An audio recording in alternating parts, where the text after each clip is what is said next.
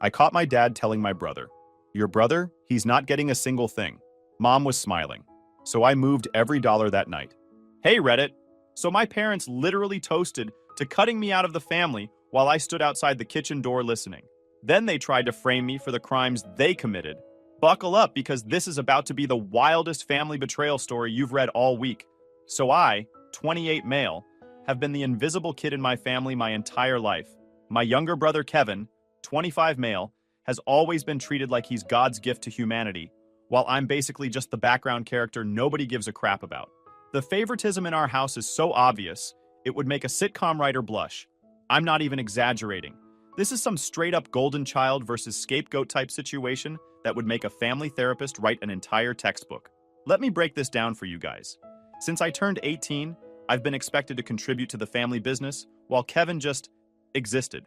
Yeah, you read that right. I worked 60-hour weeks growing Hartwell restorations, from a $2 million operation to $15 million, and Kevin showed up maybe twice a year for photo ops. Meanwhile, he got praised for breathing, while I got told my work was adequate. Adequate. I literally tripled the company's revenue, and that's the word they chose. The double standards don't stop there.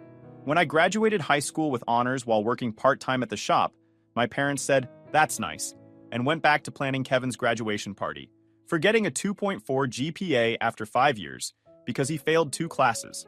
When I brought in our biggest client ever, the Jacobson Museum contract worth $3 million over 5 years, Dad told Kevin.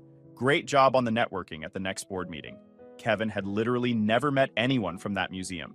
I did all the work. I made all the calls. I drove 3 hours each way for the meetings. He got all the credit.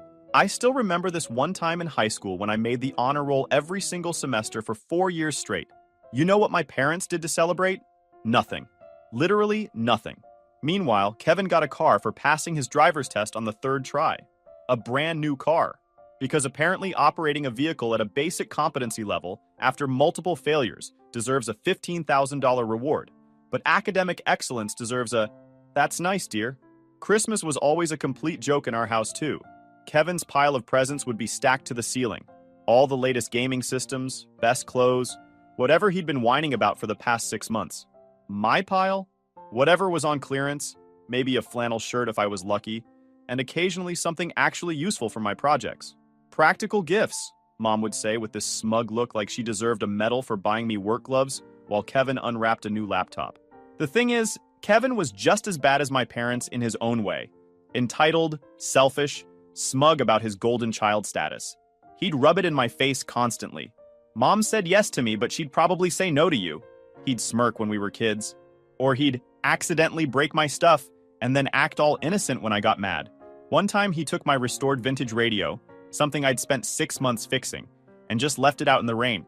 When I got upset, my parents told me I needed to be less materialistic. Meanwhile, when I accidentally stepped on Kevin's shoelace and he tripped, I was grounded for a week. I figured out pretty early that nobody in this family had my back except me. So I shut up, kept my head down, and worked my butt off. Got my first real job at the shop when I was 16. Saved every penny. Started learning everything I could about running the business. Didn't need their validation anyway. Or so I told myself every night when I heard them laughing with Kevin downstairs while I was alone in my room. My room was always the smallest one in the house, by the way. The one at the end of the hall that used to be a storage closet before they converted it for me. Kevin's room was twice the size with its own bathroom. When I asked about switching when I was 13, Mom told me I should be grateful to have a room at all. That pretty much summed up my entire childhood experience. Dad would take Kevin to baseball games, to car shows, to all the father-son stuff you see in movies.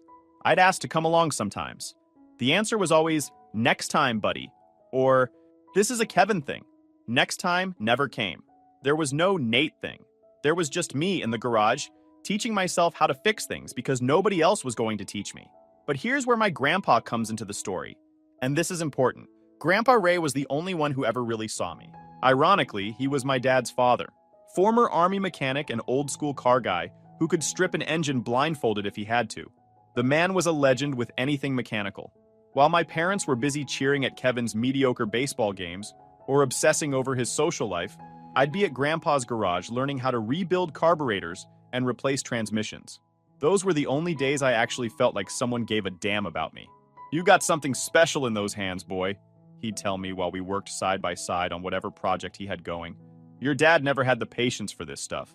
Always too busy chasing the next promotion, the next big deal. He'd shake his head like he couldn't quite figure out where he went wrong with his son. Grandpa saw right through my parents' favoritism. This one time when I was 15, my parents forgot my birthday. Like, completely forgot. Not, we'll celebrate later, forgot. Actually forgot that March 15th was a day that existed and had meaning.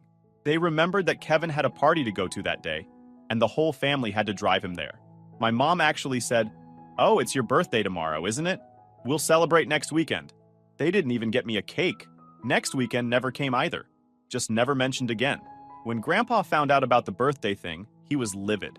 Showed up at our house that night with a beautiful set of precision tools I'd been eyeing for months at the hardware store. "Happy birthday, kiddo," he said, loud enough for my parents to hear from the kitchen. Some things are worth celebrating properly. The look on my dad's face was priceless. Half embarrassed, half annoyed that his own father was calling him out. Every Christmas when I'd open those practical gifts from my parents, socks, school supplies, whatever, Grandpa would sneak me something real. Quality tools mostly, stuff I still use today. One year my parents actually complained about it. My mom had the nerve to say, "He doesn't need to be spoiled, Joe." Like a decent set of wrenches was equivalent to the new gaming console Kevin had just unwrapped. Grandpa just stared her down like she was speaking nonsense. Recognizing talent ain't spoiling. It's investing. Then he winked at me. When I was 20, Grandpa got diagnosed with Parkinson's. Terrible news, obviously. He couldn't work on cars anymore. Couldn't do the things that made him feel alive. I spent as much time with him as I could, even when my parents complained that I was neglecting family obligations, meaning I wasn't available to cover for Kevin's constant absences at the shop. Before Grandpa passed 3 years ago, he pulled me aside during one of my visits. His hands were shaking bad by then, but his eyes were still sharp. "Don't trust your father," he told me. "I've seen how he looks at that company, like it's just money waiting to be spent. Promise me you'll protect what we built." I promised. I didn't know then how important that promise would become. Now here's the part you need to understand about Hartwell Restorations. Grandpa started the company in 1965 with nothing but a single bay garage and a talent for making old cars run like new. By the time he couldn't work anymore, it had grown to a 16-bay facility with 31 employees, contracts with museums and collectors across 3 states, and a reputation for quality that took decades to build. When Grandpa got too sick to run things, my dad took over, and that's when things started to change. Not obviously at first, just little things. Equipment orders that didn't quite add up, vendors I'd never heard of, expenses that seemed higher than they should be. I flagged some of it to my dad, and he told me to focus on my job and stop playing accountant. So I did. Biggest mistake I ever made. For the next 3 years, I buried myself in the actual work while my parents and Kevin handled the business side. I rebuilt engines, I restored classics, I trained new guys, I brought in clients and managed relationships. The company kept growing, and I told myself that meant everything was fine. I was so stupid. Last month, everything changed. I was working late at the shop, which wasn't unusual. I practically lived there sometimes, especially when we had big projects coming due. What was unusual was hearing voices coming from the kitchen area of the office. My parents and Kevin, who almost never showed up after hours. Kevin barely showed up during regular hours. I wasn't trying to eavesdrop at first, just wanted to grab a coffee before getting back to the Henderson project. But then I heard my name, and something made me stop. I pressed my ear against the door. Dad's voice cut through the silence like a knife. "Kevin gets everything. The house, the business, the investments, all the offshore accounts. Nate? He's not getting a single thing." Mom's laughter followed. Sharp, cruel. The kind of laugh that tells you exactly where you stand in a family. He never deserved it anyway. Always so eager to please. Like a stray dog begging for scraps. Did you see how hard he worked on that Henderson estimate? Almost felt bad for him. My hands started trembling as I watched them clink their glasses through the crack in the door. 28 years of being their son. 28 years of staying late, covering Kevin's phantom shifts, taking the blame for his screw-ups, being the reliable workhorse who never complained. And they'd already written me out of existence like I was some clerical error they finally got around to fixing. But that wasn't even the worst part. Not even close. "The bankruptcy filing is ready," Dad continued. "We file Friday. By Monday, Hartwell Restorations will be gutted. The money will be offshore, and will be set for life. I'm thinking Costa Rica. They don't extradite." I almost stopped breathing. Bankruptcy? Offshore money? What the hell was he talking about? What about the employees? Kevin asked. Not with concern, with idle curiosity, like he was asking about the weather. They should have saved more, Mom said dismissively. Not our problem. That's 31 people who should have planned better for their futures. And the vendors? Kevin again. They'll get pennies on the dollar in the bankruptcy proceedings, Dad said with a shrug I could hear in his voice. Maybe nothing. That's business. 31 employees. Families who'd worked alongside me for years. Robert, who worked double shifts to pay for his wife's cancer treatments. James, who'd been with the company since before I was born. Angela, who was putting 2 kids through college on her salary. They were going to destroy all of them and just walk away. I had to grip the doorframe to keep from falling over. But then I heard something that made my blood run cold. What about Nate? Kevin asked. He's been asking questions about the Henderson account discrepancies. Noticed some numbers didn't add up. There was a pause. Then Dad spoke again, his voice calm and matter-of-fact. Don't worry about Nate. After Friday, he won't be able to cause any problems. I've already got the termination letter ready. We'll say he was skimming from the parts inventory. Been doing it for years. Easy to prove with some creative documentation. Will anyone believe that? Kevin sounded skeptical. Who's going to question it? Mom laughed. The adopted kid versus the real family. Please, we've been building this narrative for years. Nate the screw-up. Nate who can't manage money. Nate who's jealous of his successful brother. By the time we're done, everyone will believe he was stealing from his own grandfather's company. Adopted.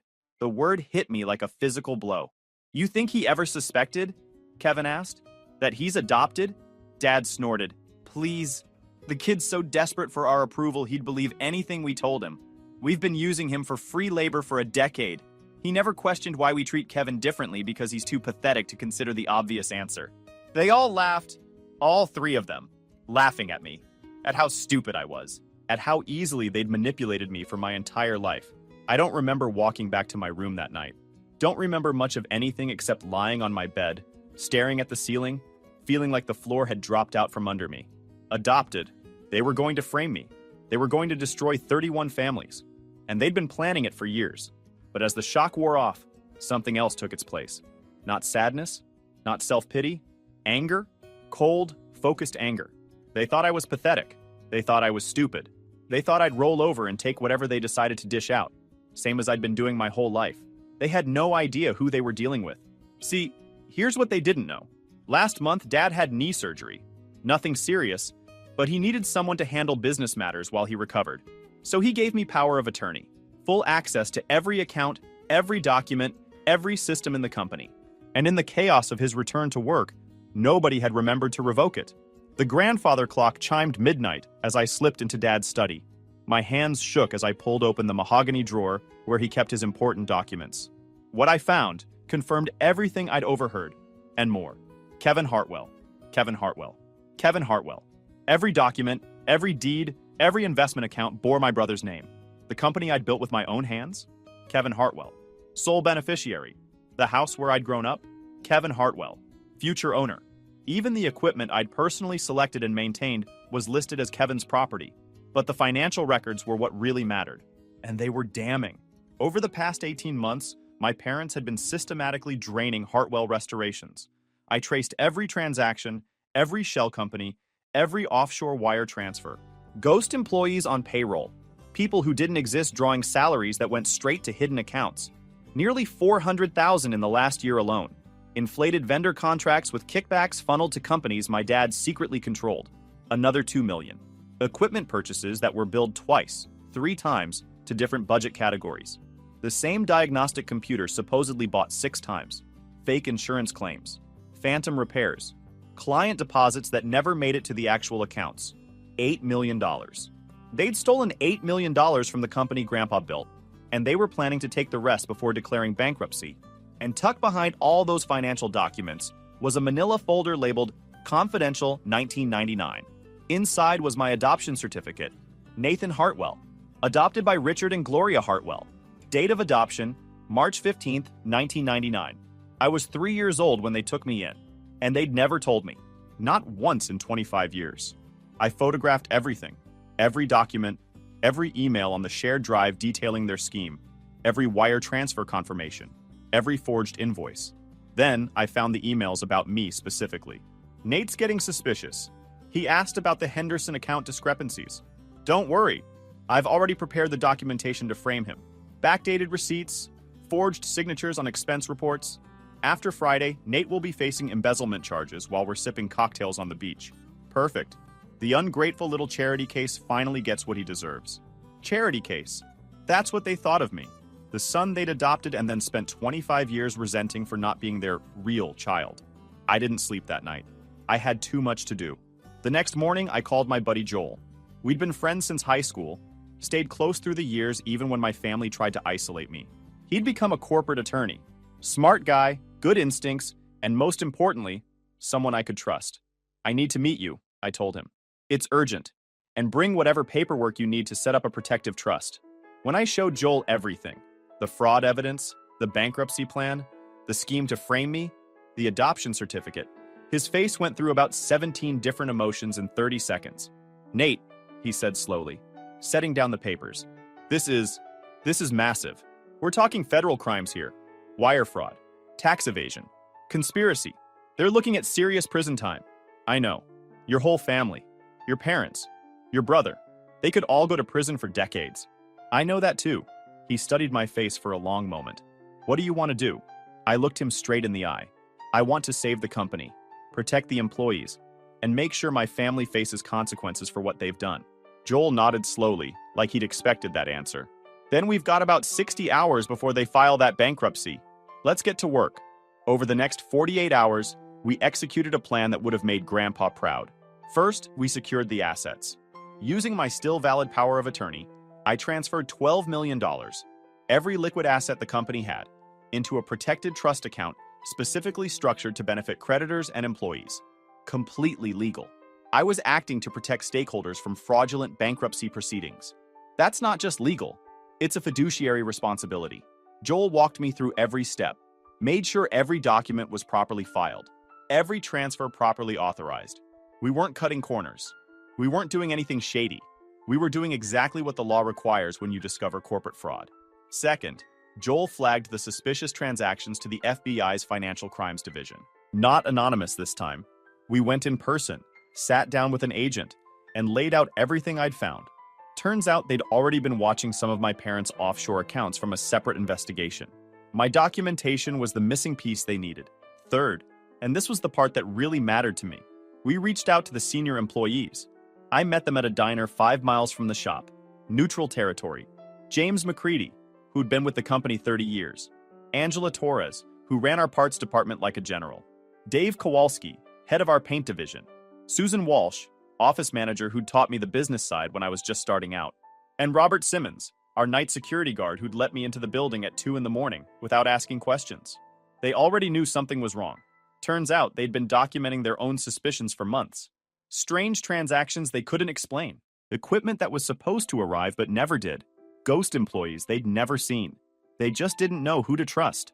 When I showed them what I'd found, when I told them about the bankruptcy plan, about the offshore accounts, about the 31 families my parents were planning to destroy, the room went silent. Then, James McCready, this grizzled old mechanic who'd known me since I was a teenager, looked me dead in the eye. Your grandfather hired me when I was 19 years old, he said. Gave me a chance when no one else would. Taught me everything I know. I watched him build this company from nothing, and I'll be damned if I let his son destroy it. One by one, they all pledged their support. Angela with her spreadsheets of suspicious transactions. Dave with records of equipment that existed on paper, but never in the shop. Susan with copies of forged signatures she'd noticed, but been too afraid to report. Robert with security footage that showed Kevin removing files late at night. For the first time in my life, I had an army at my back. People who actually gave a crap. People who saw my value when my own parents never could. The explosion came Thursday morning. I was in the break room, pretending to read a magazine and nursing my third coffee, when Kevin burst through the door. His designer suit was wrinkled, his hair disheveled. The golden boy had clearly had a rough morning. You. He pointed at me. What did you do? I looked up calmly. Good morning to you too, Kevin. Coffee? Don't play games with me. The accounts are frozen. The transfers won't go through. Dad's been on the phone with the bank for 2 hours, and they keep saying something about a trust protection order. What did you do? I set down my magazine and took a slow sip of coffee. Sounds like someone's been managing the company's assets. Responsibly. You know, the thing you were supposed to be doing all these years while you were actually just showing up for photo ops. His face went purple. You had no right. Actually, I had power of attorney, full legal authority. And when I noticed some, let's call them irregularities, in the company finances, to the tune of about $8 million, I took steps to protect the creditors and employees. You're welcome. That's when my parents appeared in the doorway. Mom's face was pale, her perfect makeup slightly smudged, like she'd been crying or maybe just not sleeping. Dad looked like he was one blood pressure point away from a stroke. Nathan, Dad said, using my full name in that tone he reserves for serious conversations. We need to talk. In my office. Now. So we talked. If you can call it that. The three of them sat on one side of Dad's massive desk, like it was a tribunal. Kevin on the left, Mom on the right, Dad in the center like some kind of judge. I sat across from them, completely calm. I'd been preparing for this moment for 48 hours. They'd been lying to me for 28 years. I knew their weaknesses, their tells, their patterns. For the first time in my life, I had the advantage. What the hell do you think you're doing? Dad demanded. His face was red, veins bulging in his neck. The look he used to give me when I was a kid, and he wanted me to back down. I didn't back down anymore. Protecting Hartwell Restorations, I said simply. From fraud. The word hung in the air like a grenade with the pin pulled. You don't know what you're talking about, Mom said, but her voice cracked. Don't I? I pulled out my phone and started reading. Ghost invoices paid to Cayman Islands accounts. Double-billed equipment purchases. Contracts inflated by 20% with the excess disappearing offshore. Ghost employees drawing salaries for work they never did because they don't exist. A bankruptcy filing scheduled for tomorrow that would destroy 31 families while you three sail off to Costa Rica. Nobody moved. And my personal favorite, I continued, watching their faces. The plan to frame me for embezzlement when I got too close to the truth. Really? Backdated receipts and forged expense reports? You thought that would hold up to investigation? Kevin lunged at me across the desk. I stepped aside and he sprawled onto the floor, knocking over Dad's lamp. Careful, I said, not even raising my voice. Wouldn't want to add assault to your list of federal charges. Although honestly, at this point, what's one more? How dare you? Mom hissed. After everything we've done for you. We took you in when nobody wanted you. We gave you a home, a family. And this is how you repay us? I laughed. Actually laughed out loud. A family? You mean the family that made me pay rent while Kevin lived free? The family that gave him credit for my work? The family that forgot my birthdays and threw parties when Kevin passed his driver's test on the third try? That family? You were always so ungrateful, Dad snarled. Do you know how much it cost to raise you? To feed you? To put a roof over your head? You owe us everything. What I owe, I said, standing up, is to the 31 employees you were planning to betray, to the vendors you were going to stiff, to Grandpa's legacy that you were going to destroy for a beach house in Costa Rica. That's who I owe, not you. Never you. Dad's phone rang. He glanced at the screen and went gray. Who is it? Mom asked. Unknown number. He answered it, and I watched his face change as he listened. When he hung up, his hand was shaking. That was the FBI, he said. They want to talk to all of us. They're sending agents now. I smiled. I know. I called them 2 days ago. The next few hours were the most satisfying of my entire life. FBI agents swarmed the building. They had warrants for everything. Financial records, computers, files, the works. They'd been building a case even before my documentation arrived, but they hadn't had enough evidence to move forward. My records were the missing piece. Kevin was the first to be arrested. They found him trying to shred documents in the back office. He started crying when they put the cuffs on, blubbering about how it wasn't his idea, how Mom and Dad made him do it. Classic Kevin, never taking responsibility for anything. Mom went next. She tried the, I'm just a wife. I didn't know anything about the business defense until they showed her the emails where she discussed which employees to fire first and how to maximize the pain for those ungrateful workers.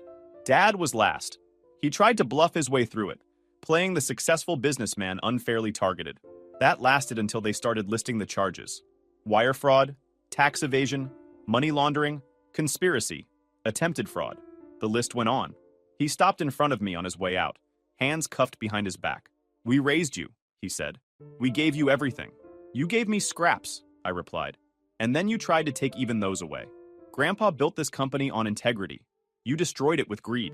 The difference between us is that I actually learned something from him. You'll regret this, he said, and there was real venom in his voice. Blood is thicker than water, boy. Family is everything. You're right, I said. Family is everything. That's why I'm protecting the family that actually matters. The 31 people who built this company while you were busy stealing from it. They loaded him into the car. I never saw him outside a courtroom again. Now here's where it gets really interesting. Remember how I mentioned Grandpa's will? Turns out there was more to it than anyone knew. 2 days after the arrests, I got a call from Grandpa's lawyer, the one who'd handled his estate. He asked me to come to his office for an urgent matter. Turns out, Grandpa had suspected his son's greed for years. He'd watched how my parents treated me. He'd seen the signs of financial manipulation, even before he got sick. And he'd prepared. There was a codicil to the will, a secret addition that only activated under specific circumstances. Namely, if the company faced bankruptcy proceedings, or if any member of the family faced criminal charges related to fraud. The codicil stated that in that event, all ownership of Hartwell Restorations would transfer immediately to me. Your grandfather came to me 5 years ago, the lawyer explained. He knew what his son was capable of. He wanted to make sure the company he'd built would survive, and he wanted to make sure you'd be the one to save it. He handed me a letter. Grandpa's handwriting, shaky but determined. My dearest Nathan, if you're reading this, then my worst fears have come true. My son has chosen greed over honor, and Hartwell Restorations faces its darkest hour. I've watched you grow from that scared little boy your Aunt Patricia brought to our door into a man of integrity and strength. Blood doesn't make family, son. Character does. You've shown more dedication to our legacy than William ever did. Save our company. Save our people. Be the Hartwell I always knew you could be. All my love. Grandpa Ray. I'm not going to lie. I had to step out for a minute when I read that. The trial took 3 months. Federal court, packed galleries, daily news coverage. The evidence was overwhelming. Between my documentation, the employee records, and the FBI's investigation, there was no way out. I testified on the second day, walked into that courtroom and sat 10 feet from the people who'd raised me. Mom wouldn't look at me. Dad glared like he could burn holes through my skull. Kevin just looked broken, like a child who'd finally learned that actions have consequences. I told the jury everything. The fraud I'd discovered, the plan to frame me, the bankruptcy scheme that would have destroyed 31 families, the adoption I'd never known about, and how they'd used it as justification for treating me as less than human for my entire life.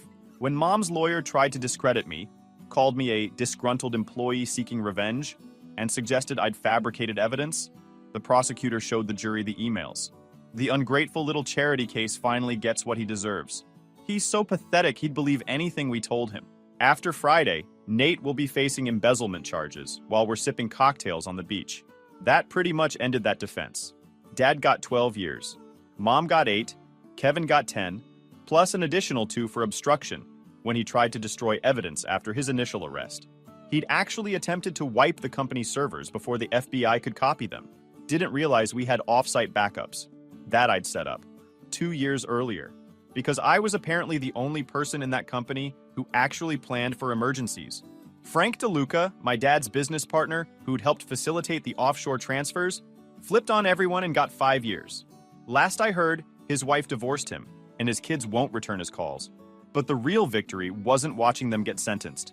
It was what happened to Hartwell Restorations. With controlling interest now legally mine thanks to Grandpa's codicil, I had a choice. I could run the company myself, cash out and disappear with the money, or do something different. I chose door number 3. We converted Hartwell Restorations to an employee-owned company. The 31 workers who would have lost everything instead became part owners of a business worth $15 million. I'll never forget the day we signed the papers. James McCready, who'd been with the company for 30 years, sat at that conference table and stared at his shares like he couldn't believe they were real.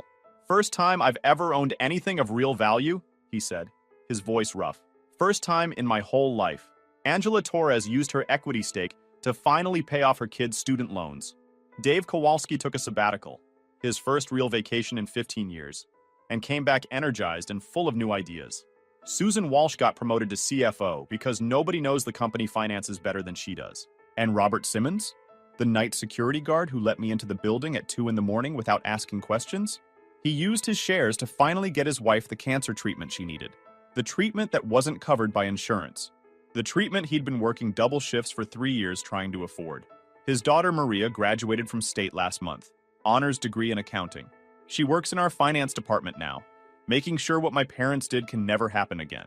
As for me, I kept a small ownership stake, but stepped back from day-to-day operations. The company's in good hands with people who actually care about it. People who earned their positions through hard work, not nepotism. I used part of my share to find my biological family, hired someone to track down my records, trace my history, figure out where I actually came from. My birth mother, Caroline, passed away when I was 3 years old. That part was true. But her sister, my Aunt Patricia, had been searching for me for 20 years.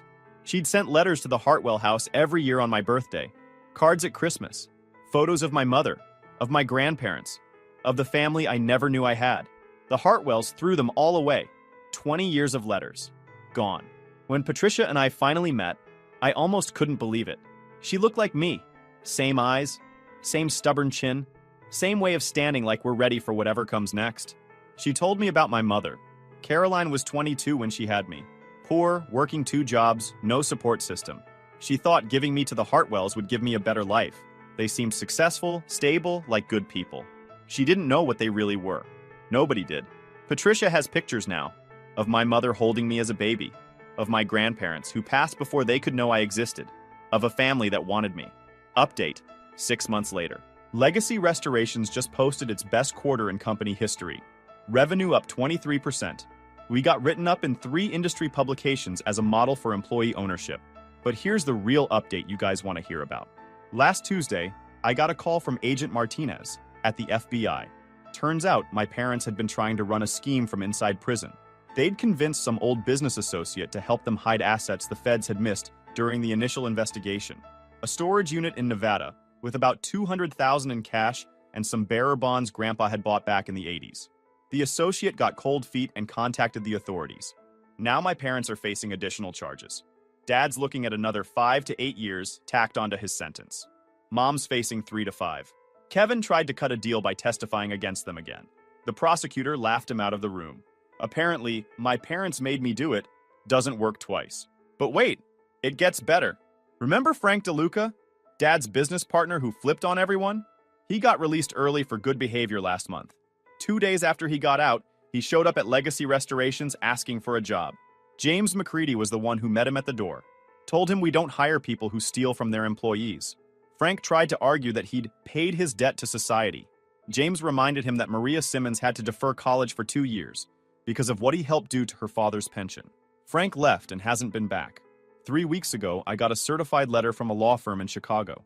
Turns out my birth mother had a life insurance policy that the Hartwells had been collecting on for 25 years. They'd forged documents to make themselves the beneficiaries after Caroline died. Patricia and I are suing to recover the funds. Our lawyer says it's an open and shut case. The Hartwells are going to have to pay back every penny plus interest. We're donating it all to the Caroline Chen Memorial Fund. Speaking of which, we awarded our first 2 scholarships last week. A kid named Marcus from the South Side who wants to be a diesel mechanic, and a girl named Jenny, whose dad worked at Legacy for 15 years before he passed. Full rides for both of them. Trade school, tools, living expenses, everything.